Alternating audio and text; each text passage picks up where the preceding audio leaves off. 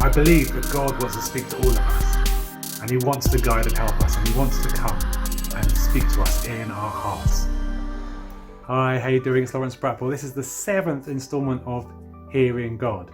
The 7th instalment is about some barriers that get in the way. What are the key things that get in the way? Well, I found time and time again when I've helped people to listen to God for themselves in their hearts, the first big distraction I've already mentioned in the previous video is doubt.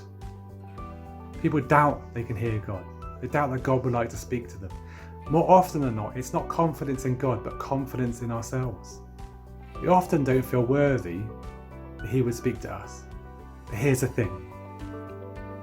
Jesus' testimony Himself was that He came to save you because He loved you and He made you worthy. And He came to do that even when you were against Him, before you knew Him. And so because of that, you could be trusting and knowing that He thinks you're worthy, even if you don't see it like that yourself. So what do? We deal with doubt by unmasking it. What are the lies we're believing right now? And what are the truths that God wants us to know instead?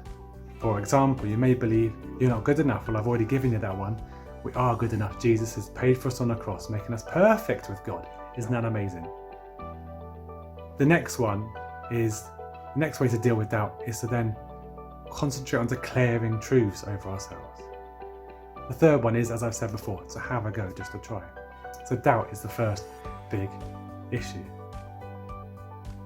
The second big issue is almost, and it's linked to doubt, being concerned to do things right, to get things right, not to want to get things wrong. But this is a lesson on having a go, on trying, on not being perfectionist on this area, on trying and learning and growing. Sometimes we miss the fact that you learn most through your mistakes. So again, we test, we make sure it seems to be from God, that it seems to be good, and it's going to encourage us. I remember going up to someone once and telling them that God loved them. I was early on in my gift and it was quite a simple message. Now, if I had got that right or I had got that wrong, that person was not going to be hugely affected negatively, but they were going to be hugely affected positively either way because it was a good message. It's a win-win. Messages from God should be win-wins because He encourages, nurtures us and loves us. He's only going to lead you into some challenge a long way into the future if He takes you there at all. So the key is to stick with the encouragement to start off with and then understand that that's where He's leading you. So the 7th lesson is about these are the key distractions: doubts and wanting to get things right all the time. Look out for the next of our series of videos, Hearing God.